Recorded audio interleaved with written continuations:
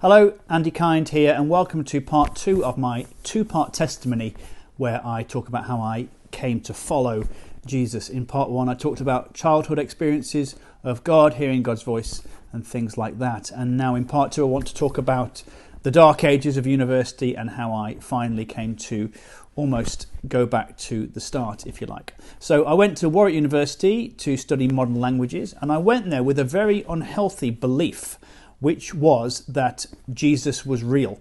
And the reason this was unhealthy was because it didn't match my behaviour. So I was verbally a Christian, and my view would have simply been, I believe everything that Jesus says about himself, therefore I am a Christian. I hadn't really read what he goes on to say about himself and what people who want to follow him should do. And so actually I had two very separate delineations in my life. I had my mental assent, this propositional belief about Jesus and about truth, but it was very detached from how I was living my life. And at university, everything is about self. It's about self-abandonment, or it's about self-actualization, or self-gratification, or self-empowerment. It's all about self. And I didn't really have the thought processes or the wisdom or the structure. Bear in mind that I didn't have any Christian friends as I was growing up. I just had my mum and dad. So I didn't have anyone alongside me to really disciple me in terms of what it meant to follow Jesus. And so I had this very weird contrast of lifestyles, where on the one hand I believe that God loves me, and that's all great. But because he loves me, I can basically do whatever I want. That was, I think, how my life played out at university. And it was very, very destructive, and it led to a lot of ego. Because when you believe that the creator of the universe loves you and wants the best for you, that can lead to self-esteem issues. Mine was overly inflated rather than on the floor.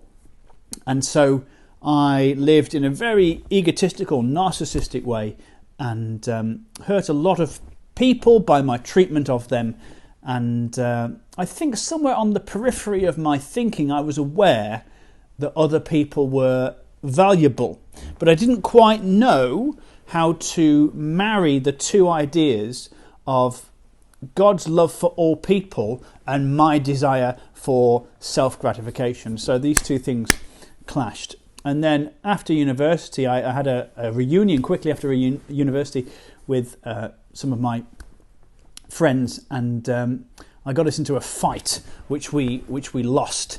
And I was sitting in a car in Coventry with a cracked rib at 2 a.m. on a Wednesday morning, and this is back in 2003 now.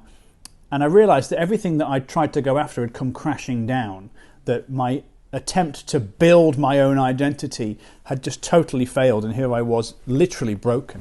And so I shouted heavenwards, "Why have you allowed this to happen?" And for the first time in about 10 years I heard God's voice, and it was gentle and it was calm and it was authoritative, but it wasn't condemning in any way. It was just matter of fact. And what I heard God say was, "You've done this to yourself. These are your choices."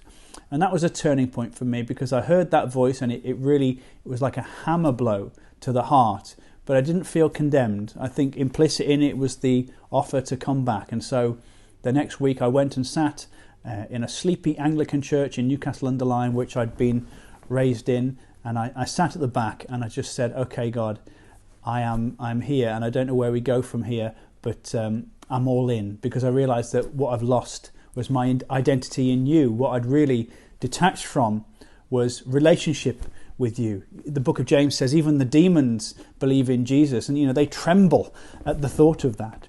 So I made that choice to come back to relationship with God and to build my identity not in self, not in how clever I was, or how funny I was, or how good looking I was, or how good I was socially, but in an identity that can never perish, spoil, or fade, and that is as a loved child of the creator of the universe, who gave everything for me so that I could have fullness of life. So that's my testimony. Hope that's been an encouragement to you.